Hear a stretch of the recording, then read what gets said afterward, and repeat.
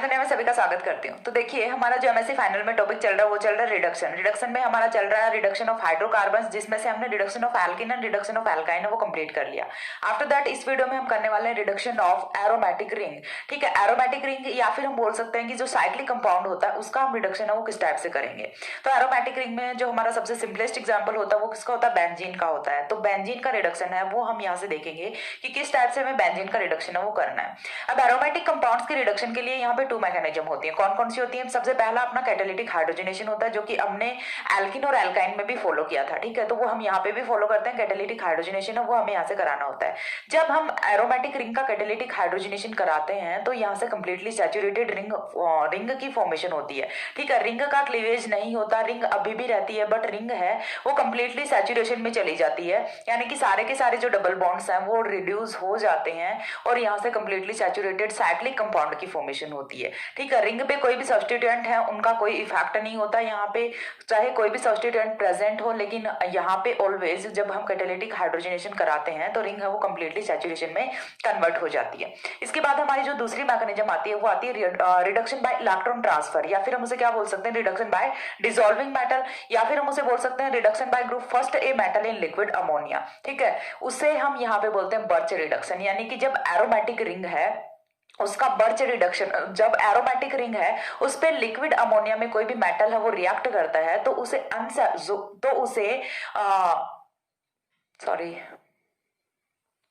तो उसे non conjugated, ठीक है, उसका कॉन्जुगेशन है वो खत्म हो जाता है, सॉरी, तो उसे नॉन कॉन्जुगेटेड डाइइन में कन्वर्ट कर देता है। ठीक है, कॉन्जुगेशन है वो खत्म हो जाता है। यदि हम जनरली बात करें एरोमेटिक रिंग की तो एरोमेटिसिटी के लिए जो फर्स्ट क्राइटेरिया होता है वो क्या होता है, 4n+2 पाई इलेक्ट्रॉन्स, और वो भी कॉन्जुगेटेड होने चाहिए। जब हम बर्च रिडक्शन कराते हैं तो यहाँ से जो कॉन्जुगेशन है ये खत्म हो जाता है, ये यहाँ से इंपॉर्टेंट चीज है। तो एक एक करके हम दोनों मैकेनिज्म वो डिस्कस करते हैं और एग्जाम्पल्स देखते हैं। तो सबसे पहला जो है वो हमारा आता है कैटालिटिक हाइड्रोजनेशन।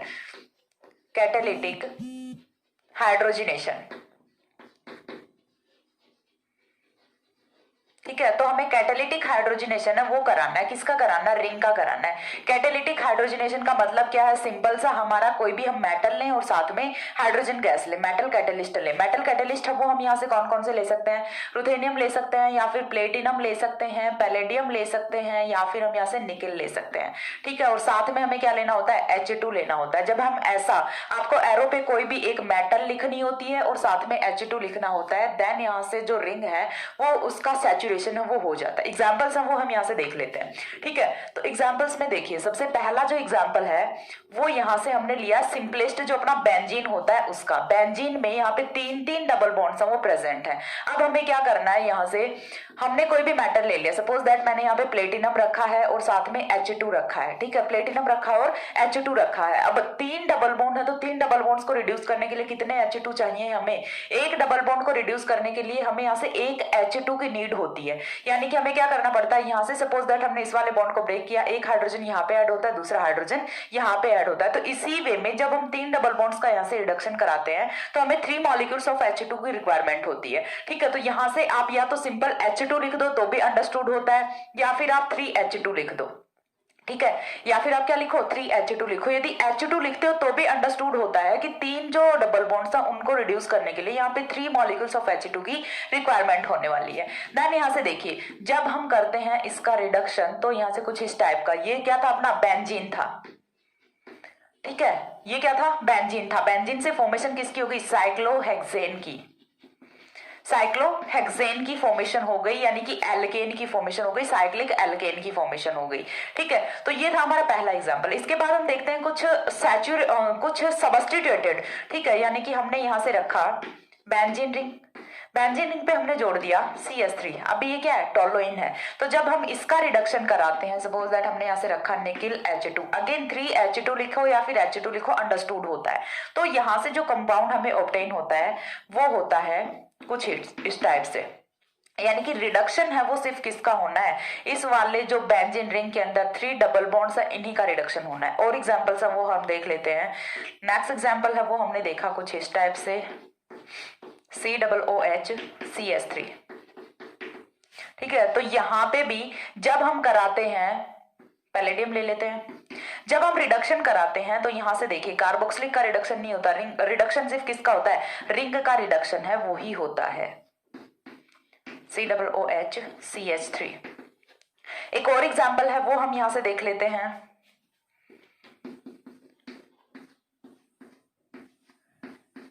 ठीक है, हर जगह कितने भी एग्जाम्पल लिख लो, लेकिन हमेशा होना क्या है, एक ही चीज होनी है कि रिंग के जो तीनों डबल बॉन्ड्स हैं उन्हीं का रिडक्शन होना है। बाकी आप रिंग पे कोई भी सब्स्टिट्यूएंट जोड़ रहे हो तो वो एज इट इज ही रहेगा। ठीक है, चीज क्लियर हो रही है, वो क्या रहेगा, एज इट इज रहेगा। तो इस टाइप से हमारा होता है कुछ कैटालिटिक हाइड्रोजनेशन। कैटालिटिक हाइड्रोजनेशन बड़ा ही सिंपल सा है, हम कई बार पढ़ चुके हैं कैटालिटिक हाइड्रोजनेशन, एल्केन के केस में भी पढ़ा था, अल्काइन के केस में भी पढ़ा था।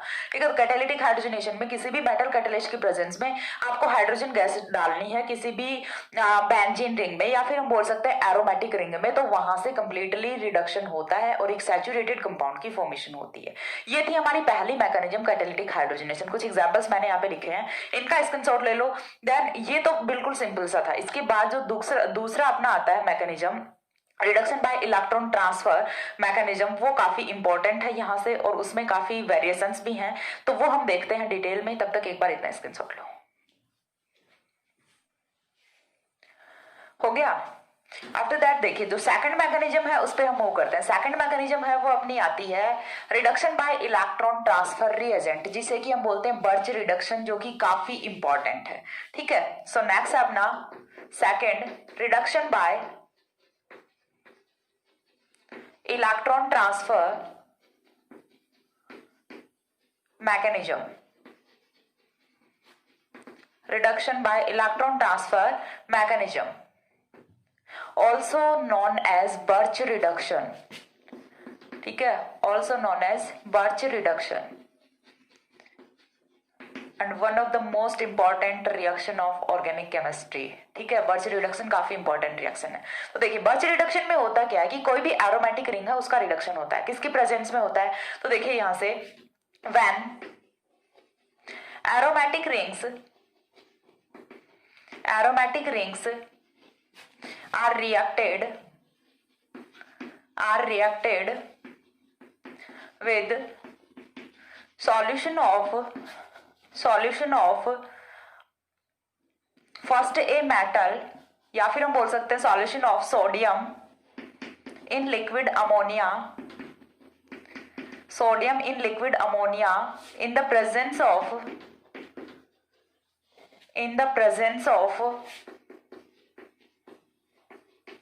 an alcohol हमारा क्या हो सकता है, C2 एथेनॉल हो सकता है, या फिर हम क्या ले सकते हैं यहाँ पे टर्सरी ब्यूटाइल अल्कोहल ले सकते हैं, etcetera. then 1,4 addition of H2 takes place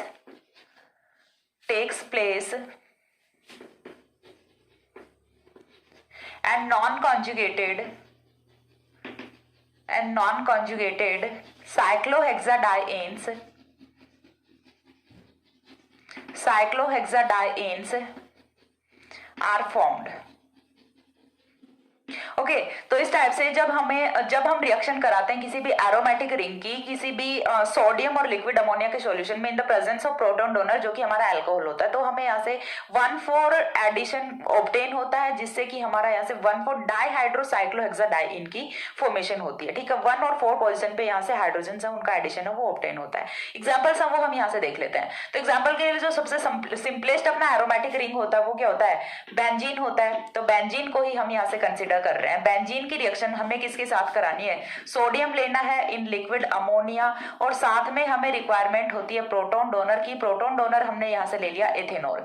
जब हम रिएक्शन कराते हैं यहाँ से तो साइक्लोहेक्साडाइन की फॉर्मेशन होती है, जिसमें कि 1 पोजीशन और 4th पोजीशन है वो सैचुरेटेड होती है। इतनी चीज सभी को पता होती है कि बेंजीन के सारे जो कार्बन्स होते हैं उनपे सभी पे एक एक हाइड्रोजन है वो ऑलरेडी प्रेजेंट होते हैं। लेकिन यहाँ से देखिए पोजीशन नंबर 1 और पोजीशन नंबर 4 पे 2-2 हाइड्रोजन है, यानी कि अभी यहाँ से रिडक्शन हुआ है कौन सी पोजीशन का, पोजीशन नंबर 1 और पोजीशन नंबर 4 का। तो यहाँ से 1,4 एडिशन है वो हमें ऑब्टेन होता है। ठीक है, चीज क्लियर हुई। 1,4 एडिशन है वो हमें ऑब्टेन होता है। रिएक्शन की मैकेनिज्म क्या होती है, किस टाइप से यहाँ पे 1,4 एडिशन ऑब्टेन हो रहा है, वो चीज हम यहाँ से एक बार के लिए देख लेते हैं। हमने लिया है अपना बेंजीन। जब भी हम यहाँ से कोई भी मेटल लेते हैं सोडियम लेते हैं इन लिक्विड अमोनिया, तो ऑलवेज क्या होता है, बॉन्ड का होमोलिटिक क्लीवेज होता है। और बॉन्ड का होमोलिटिक क्लीवेज होने से यहां से आया सोडियम रिएक्शन में, सोडियम का काम क्या है, इलेक्ट्रॉन देना। Liquid ammonia as a solvent, और इथेनॉल है, इसका काम क्या है, प्रोटॉन डोनर है। सभी का काम फिक्स है। तो यहां से देखिए, अब इन दोनों बॉन्ड्स का होमोलिटिक क्लीवेज हुआ है। यहाँ पे एक रेडिकल की फॉर्मेशन होगी, एक रेडिकल की फॉर्मेशन यहाँ पे होगी, एक रेडिकल यहाँ पे और दूसरा रेडिकल यहाँ पे। ये वाले दोनों रेडिकल्स मिलकर डबल बॉन्ड की फॉर्मेशन करेंगे। यहाँ पे भी रेडिकल होने वाला है और यहाँ पे भी रेडिकल होने वाला है। ठीक है, तो यहां से देखिए नेक्स्ट स्टेप में हमें कुछ इस टाइप से ऑब्टेन होता है। एक एक रेडिकल है वो पोजीशन नंबर 1 और पोजीशन नंबर 4 पे यहाँ से 1,4 डाई रेडिकल की फॉर्मेशन हो जाती है। अब रिएक्शन में आता है सोडियम। सोडियम आएगा तो वो क्या करेगा, इलेक्ट्रॉन्स देगा। इलेक्ट्रॉन्स देगा तो इलेक्ट्रॉन्स जाएंगे कहाँ पे, किसी भी एक रेडिकल पे जा सकते हैं, कोई सिलेक्टिविटी नहीं है। क्यों, क्योंकि दोनों सेम है। तो जैसे ही यहाँ से सोडियम आता है तो वो देगा इलेक्ट्रॉन, या फिर आप डायरेक्टली यहाँ से इलेक्ट्रॉन भी लिख सकते हो। तो सोडियम जब इलेक्ट्रॉन देगा यहाँ से, तो देखिए जाएंगे कहाँ पे, किसी भी एक पोजिशन पे जाएंगे। सपोज दैट हमने एक बार के लिए फर्स्टली यहाँ पे दे दिया रेडिकल, ठीक है, यानी कि क्या नेगेटिव चार्ज आ गया। इसे हम क्या लिख सकते हैं, नेगेटिव चार्ज भी लिख सकते हैं। रेडिकल एनायन की फॉर्मेशन है वो हो जाती है। अब अपना आता है अल्कोहल। अल्कोहल में ETOH, C2H5OH लिखें या फिर ETOH लिखें, सेम ही थिंग होती है। ये क्या करेगा, यहाँ से प्रोटॉन डोनेट करेगा इस नेगेटिव चार्ज पे और Na पॉजिटिव को लेके सोडियम इथोक्साइड की फॉर्म में यहाँ से बाहर हो जाता है। और एक हाइड्रोजन है वो ऐड हो गया अपना इस वाली पोजीशन पे। एक हाइड्रोजन ऑलरेडी प्रेजेंट था और एक और नया हाइड्रोजन आ गया। एक पोजीशन का रिडक्शन तो हो चुका है। अब अगेन रिएक्शन में कौन आता है, सोडियम या फिर इलेक्ट्रॉन। वो क्या करेगा, यहाँ पे फिर से इलेक्ट्रॉन देगा। अगेन एक एनायन की फॉर्मेशन है वो यहाँ पे होती है। और जैसे ही एनायन की फॉर्मेशन होती है, रिएक्शन में आता है अपना एथेनॉल। एथेनॉल से बनेगा क्या, सोडियम इथोक्साइड बनेगा। ये फिर से यहाँ पे एक प्रोटॉन देता है। एक प्रोटॉन ऑलरेडी एक प्रोटॉन है वो ऑलरेडी प्रेजेंट होता है, एक प्रोटॉन नया आ जाता है। तो इस टाइप से यहाँ से 1,4 डाइहाइड्रोसाइक्लोहेक्साडाइईन की फॉर्मेशन है वो हो जाती है। ये होती है मैकेनिज्म एक्चुअल में। अब इसके बाद एक और एग्जाम्पल है वो हम यहाँ से डिस्कस कर लेते हैं। दूसरा एग्जाम्पल है वो हम ले लेते हैं नैफ्थलीन का। ओके, दूसरा एग्जाम्पल है वो हम यहां से रख रहे हैं नैफ्थलीन का। ये अपना क्या होता है, नैफ्थलीन होता है। तो नैफ्थलीन का जब हम यहां से रिडक्शन कराते हैं, sodium in liquid ammonia and साथ में हम क्या ले रहे हैं, C2H5OH ले रहे हैं। तो यहां से देखिए अगेन वही 1,4 पोजीशन का रिडक्शन होना है। ठीक है, 1,4 पोजीशन है उनका यहां से रिडक्शन है वो हो जाता है। ठीक है, तो इस टाइप से ये वाली रिएक्शन होती है, बर्च रिडक्शन। और ये जो रिएक्शन मैकेनिज्म होती है, sodium in liquid ammonia in the presence of ethanol, इसी को हम क्या बोलते हैं, बर्च रिडक्शन बोलते हैं। तो बर्च रिडक्शन आपको यहाँ से क्लियर है वो होना चाहिए। कुछ और एग्जांपल्स देखते हैं। साथ ही रिंग पे यदि कोई भी सब्स्टिट्यूएंट प्रेजेंट है तो उसका यहाँ पे बहुत इफेक्ट होता है। सब्स्टिट्यूएंट यहाँ से रिंग पे दो टाइप के हो सकते हैं, इलेक्ट्रॉन डोनेटिंग हो सकते हैं, इलेक्ट्रॉन विड्रॉइंग हो सकते हैं। तो दोनों का यहाँ पे डिफरेंट डिफरेंट इफेक्ट होता है, वो हम देखते हैं। एक बार इतना स्क्रीनशॉट लो। हो गया। इसके बाद देखिए हम देखते हैं कि हमारी जो बेंजीन रिंग है इस पे कोई भी सब्स्टिट्यूएंट प्रेजेंट है तो उसका यहाँ पे क्या इफेक्ट होता है। तो सब्स्टिट्यूएंट मैंने बताया दो टाइप के होते हैं, इलेक्ट्रॉन रिलीजिंग या फिर इलेक्ट्रॉन डोनेटिंग हमें जिसे बोलते हैं, और दूसरे होते हैं अपने इलेक्ट्रॉन विड्रॉइंग सब्स्टिट्यूएंट्स। तो यदि हम बात करें इलेक्ट्रॉन रिलीजिंग की, ठीक है, +I या फिर +R इफेक्ट वाले जो सब्स्टिट्यूएंट्स होते हैं वो यहाँ से रेट ऑफ रिएक्शन को डिक्रीज कर देते हैं। रेट ऑफ रिएक्शन को डिक्रीज कर देते हैं और साथ ही जिस पोजीशन पे वो सब्स्टिट्यूएंट लगे होते हैं उसका रिडक्शन नहीं होता। ठीक है, यानी कि नॉन रिड्यूस्ड पोजीशन पे प्रोडक्ट में अपने इलेक्ट्रॉन रिलीजिंग ग्रुप्स वो प्रेजेंट होते हैं। एग्जांपल से देखते हैं कि यहाँ पे होता क्या है। सबसे पहले स्टेटमेंट देख लेते हैं। व्हेन substituted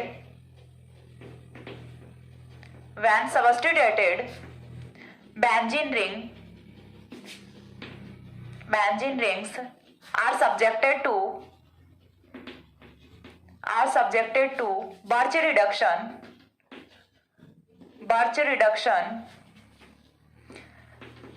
कॉमा करके क्या लिखना है, the द इलेक्ट्रॉन डोनेटिंग या फिर releasing, the electron donating groups on the ring decrease the rate of reaction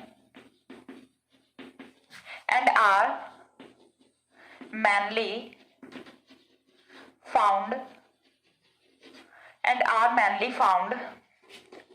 on the non-reduced position of the product. ठीक है, तो हमने क्या लिखा है कि जब सब्स्टिट्यूटेड बेंजीन रिंग या फिर सब्स्टिट्यूटेड एरोमेटिक रिंग है वो बर्च रिडक्शन में पार्टिसिपेट करते हैं, तो वहां पे यदि रिंग में इलेक्ट्रॉन रिलीजिंग या फिर इलेक्ट्रॉन डोनेटिंग ग्रुप प्रेजेंट है तो वो रेट ऑफ रिएक्शन को डिक्रीज करेगा। ठीक है, वो क्या करेगा, रेट ऑफ रिएक्शन को डिक्रीज कर देता है। और साथ ही और कहां पे प्रेजेंट रहेगा, प्रोडक्ट में उसकी पोजीशन है वो नॉन रिड्यूस्ड पोजीशन होती है, वहां पे डबल बॉन्ड प्रेजेंट होगा ही होगा, उसका रिडक्शन है वो नहीं होता। ठीक है, साथ ही दूसरा यदि हम इसका कंट्रास्ट बात करें तो इलेक्ट्रॉन पे यदि इलेक्ट्रॉन विड्रॉविंग ग्रुप है, ठीक, सॉरी, बेंजीन रिंग पे यदि इलेक्ट्रॉन विड्रॉविंग ग्रुप है तो वो क्या करेगा, रेट ऑफ रिएक्शन को इंक्रीज कर देता है and are mainly found on the reduced position. ठीक है, मोस्टली जो रिड्यूस्ड पोजीशन होती है उसी पे वो प्रेजेंट होते हैं। ठीक है, तो नेक्स्ट पॉइंट यहां से क्या होता है, on other hand the electron withdrawing groups increases the rate of reaction and are mainly found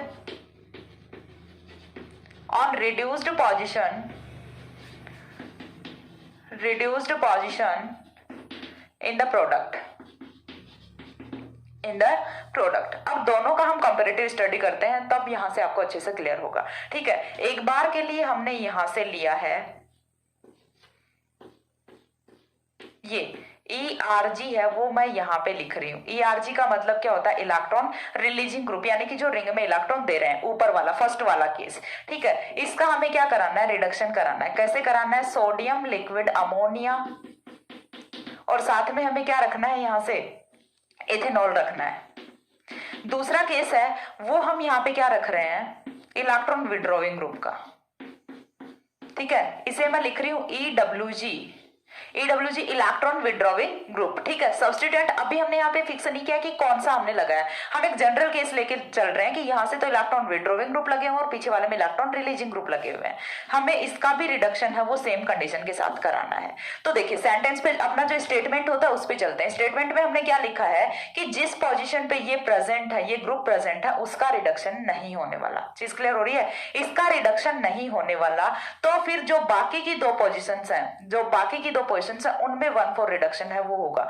जब ये वाली पोजीशन ऐसे की ऐसे रहेगी तो फिर रिडक्शन इन वाली दोनों पोजीशंस का होने वाला है। तो यहां से जो प्रोडक्ट है वो हमें ऑब्टेन होता है कुछ इस टाइप से, ERG, ये तो हमारा एज इट इज रहना ही है, ये वाली पोजीशन नॉन रिड्यूस्ड रहेगी। फिर रिडक्शन कहां से होना है, एक तो इस वाली पोजीशन का और एक इस वाली पोजीशन का, ये यहां से मेजर प्रोडक्ट होता है। ठीक है, ये यहां से मेजर प्रोडक्ट होता है। साथ में क्या ऑब्टेन होता है, ये वाला ERG। ठीक है, तो ये यहां से माइनर प्रोडक्ट होता है या फिर बोल सकते हैं 0% प्रोडक्ट होता है। चीज क्लियर हो रही है, तो ऐसा प्रोडक्ट है ये यहां से ऑब्टेन नहीं होगा, यहां से ऑलवेज कौन सा प्रोडक्ट होता है, ऐसे वाला प्रोडक्ट है ये ऑब्टेन होता है। दूसरा यदि हम केस देखते हैं इलेक्ट्रॉन विड्रॉविंग ग्रुप्स का, तो इलेक्ट्रॉन विड्रॉविंग ग्रुप्स वाले केस में यहां से होता क्या है कि जब हम सेम कंडीशन के साथ में रिएक्शन को प्रोसीड कराते हैं तो यहाँ पे जो रिडक्शन है वो इसी पोजीशन का होता है जहां पे कि इलेक्ट्रॉन विड्रॉविंग ग्रुप है वो प्रेजेंट है। 1/4 एडिशन इसी पोजीशन पे ऑब्टेन होता है, तो यहां से ये वाला मेजर प्रोडक्ट होता है। ठीक है, यहां से मेजर प्रोडक्ट है वो ये होता है और माइनर प्रोडक्ट है वो दूसरा होता है, हाइड्रोजन हाइड्रोजन हाइड्रोजन हाइड्रोजन। तो सब्स्टिट्यूएंट्स का इफेक्ट क्या होता है वो यहां से आई थिंक आप लोगों को क्लियर हुआ होगा। यदि आपने अच्छे से एक बार के लिए समझ लिया तो फिर कभी भी नहीं भूलोगे, वरना तो कंफ्यूजन रहेगा कि कौन सा मेजर कहाँ पे होने वाला है, कौन सा माइनर कहाँ पे होने वाला है। बट यदि आपने कॉन्सेप्ट को अच्छे से स्टडी कर लिया है तो फिर आप कभी नहीं भूलोगे इस चीज को।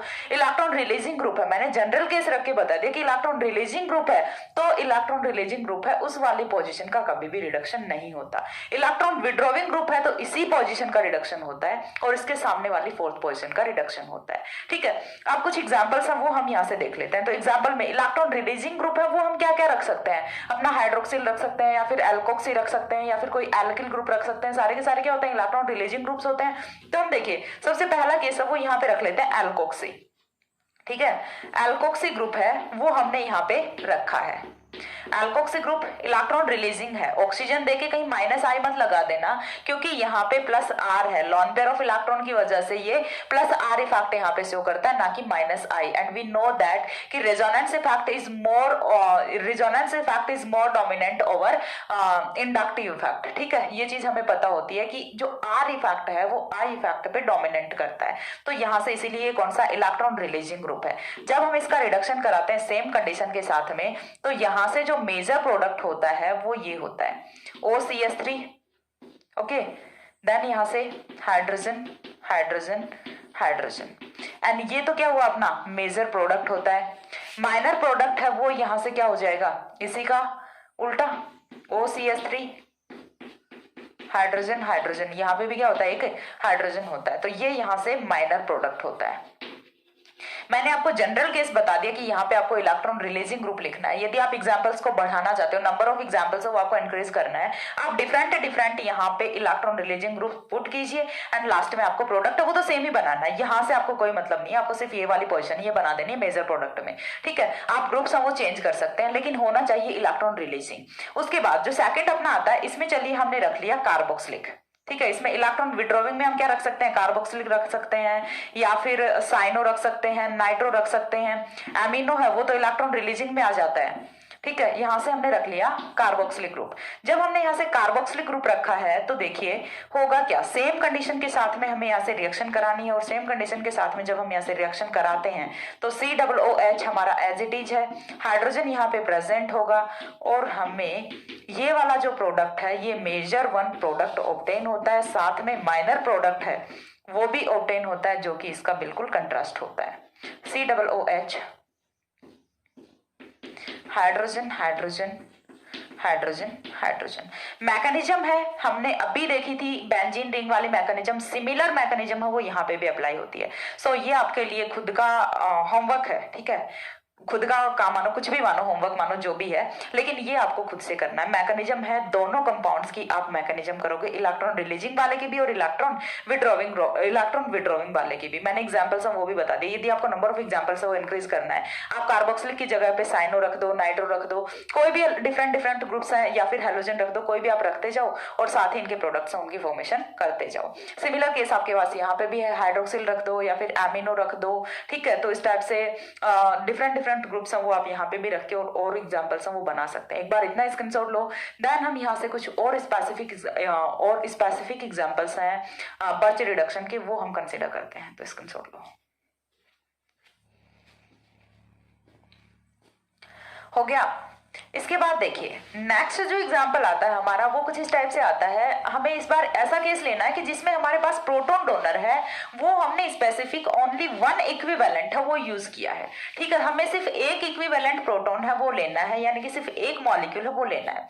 अब जब हमारे पास एक ही इक्विवेलेंट प्रोटॉन का है, हमें चाहिए कितने होते हैं 1,4 एडिशन के लिए हमें 2 प्रोटॉन्स की नीड होती है, लेकिन हमारे पास सिर्फ एक प्रोटॉन है। तो फिर हम क्या करें, तो प्रोडक्ट तो जो बनने वाला अपना एनायन है उसके पास कोई ऑप्शन नहीं होता कि वो प्रोटॉन कहां से लेके आए। तो उस केस में क्या होता है, एल्काइलेशन रिएक्शन हो वो होती है using alkyl halides. Alkyl halides उन्हें रिएक्शन में यूज किया जाता है और एल्काइलेशन है वो यहां से प्रोसीड कर जाता है, ना कि प्रोटोनेशन, क्योंकि प्रोटोनेशन के लिए कोई सोर्स नहीं है प्रोटॉन का। जब प्रोटॉन का कोई सोर्स नहीं है तो फिर क्या करें, एल्काइलेशन ही सही, कुछ ना कुछ तो करना पड़ेगा। ठीक है, सो देखिए नेक्स्ट एग्जांपल है वो यहां से क्या होता है, एग्जांपल ही बता देते हो, स्टेटमेंट है वो मैंने आपको बता दिया, थ्योरी है वो खुद से लिख लेना। ठीक है, सो नेक्स्ट एग्जांपल है वो हमारा है यहां से कुछ इस टाइप से COOH।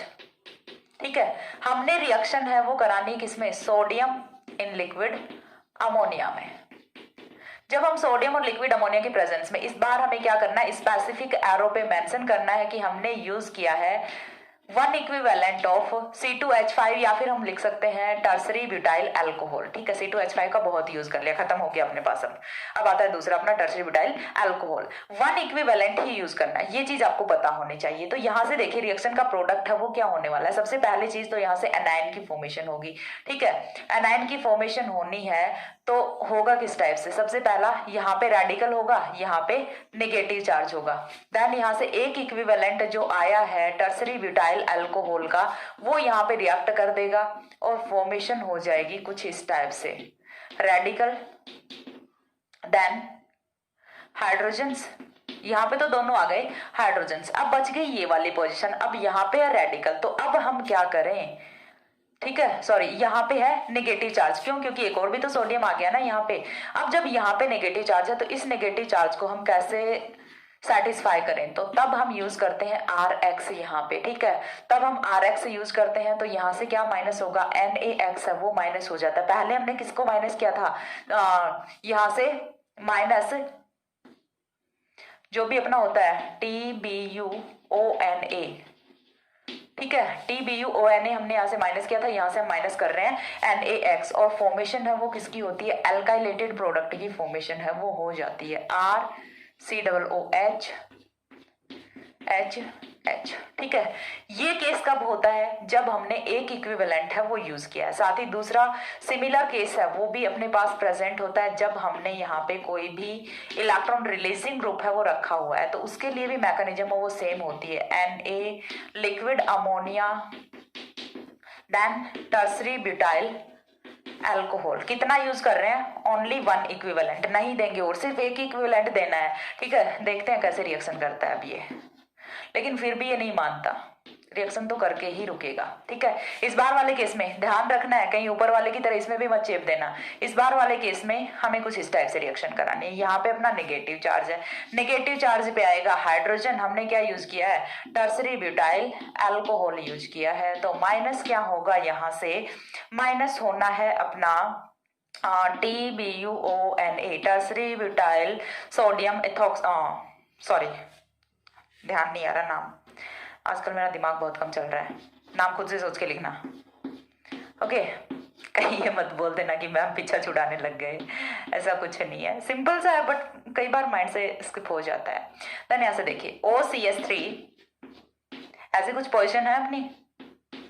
अब क्या करना है, ये वाला रेडिकल, यहाँ पे तो कौन आ चुका है अपना, हो चुका है काम, रेडिकल है, सीधा एनायन ही बना देते हैं। पता ही है ना कि सोडियम है, एक स्टेप कम करते हैं ना, तो यहाँ से हमने बनाया सीधा एनायन, समझ आ जाएगा समझ में।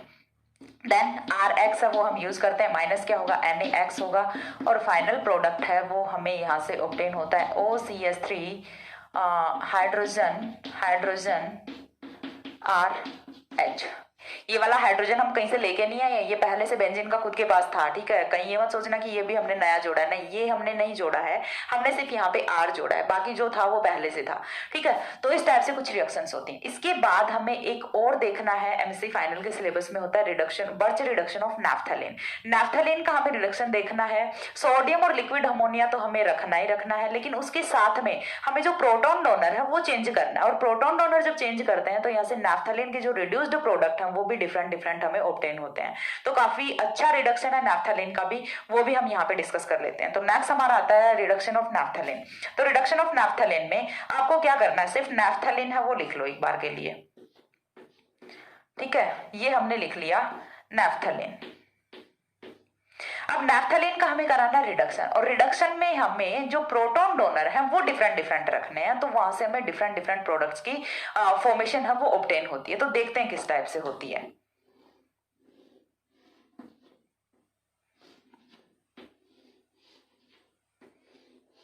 ठीक है, तो देखिए यहां से ये हमारा क्या है, नैफ्थलीन है।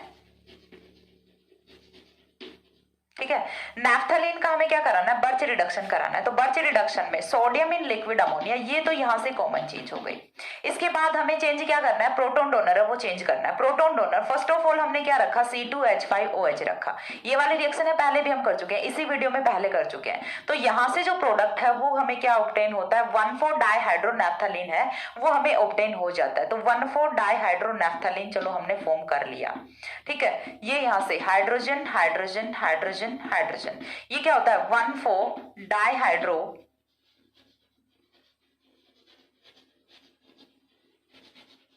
1,4-डाइहाइड्रोनैफ्थलीन की यहाँ से फॉर्मेशन हो जाती है। उसके बाद देखिए नेक्स्ट में हमारा sodium in liquid ammonia as it is रहेगा। तो फिर हमें चेंज क्या करना है, चेंज हमें करना है प्रोटोन डोनर। इस बार ही हम रख रहे हैं पेंटेनॉल C5H11OH, ठीक है। हमने प्रोटोन डोनर है वो चेंज कर दिया। जब हम प्रोटोन डोनर चेंज कर देते हैं तो यहाँ से रिएक्शन का प्रोडक्ट है वो भी चेंज हो जाता है। डोंट वरी, मैकेनिज्म है वो यहाँ से नहीं पूछी जाती, क्योंकि मैकेनिज्म नहीं पूछी जाती, ठीक है। सिर्फ इतना ही पूछा जाता है कि रिएक्शन का प्रोडक्ट है वो क्या होगा। तो यहां से जो रिएक्शन का प्रोडक्ट है वो हमें कुछ इस टाइप से ऑब्टेन होता है, और ये अपना क्या होता है, टेट्रालीन होता है, ठीक है। ये क्या होता है, टेट्रालीन होता है। नेक्स्ट यहां से जब हम अगेन यहाँ पे सोडियम इन लिक्विड अमोनिया फिर से सेम रहने वाला है, फिर हमें क्या चेंज करना है, प्रोटोन डोनर चेंज करना है। प्रोटोन डोनर इस बार हम लेते हैं C2H5OH, ठीक है, C2H5OH लेते हैं और साथ में Et2O, और हमें टेम्परेचर है वो इस बार ही मेंशन करना पड़ता है। -78 डिग्री सेंटीग्रेड टेम्परेचर पे हम रिएक्शन करा रहे हैं। ये वाली जो रिएक्शन है ये अपनी कहाँ पे हो रही है, जनरल टेम्परेचर पे, नॉर्मल टेम्परेचर प्रेशर पे रिएक्शन अपनी प्रोसीड कर रहे हैं। लेकिन यहाँ पे इस बार जब हम बहुत ही लो टेम्परेचर पे रिएक्शन कराते हैं तो रिएक्शन का जो प्रोडक्ट है वो हमें कुछ इस टाइप से ऑब्टेन होता है, ठीक है। तो रिएक्शन का प्रोडक्ट है यहां से वो कुछ इस टाइप से होता है, और ये अपना क्या होता है, आइसोटेट्रालीन होता है, आइसोटेट्रालीन होता है, ठीक है। ये यहां से कुछ इस टाइप का प्रोडक्ट है ये हमें ऑब्टेन हो जाता है।